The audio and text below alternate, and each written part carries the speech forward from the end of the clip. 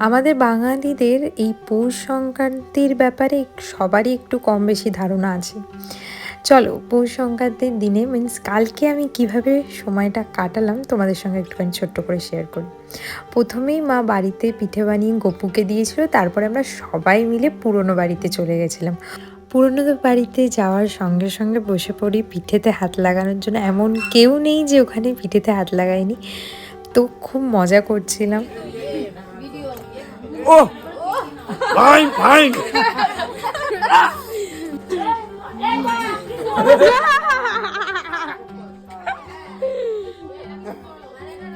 তোমরা তো দেখছো, একদিকে এত মজা হচ্ছে, একদিকে দুধ পুলি বসানো হচ্ছিলো, তারপরে ভাপা পিঠে, সব রকম পিঠে হচ্ছিলো, ভাজা পিঠে, পাটিসাপটা সবাই মিলে করাতে এত ভালো হয়েছিল।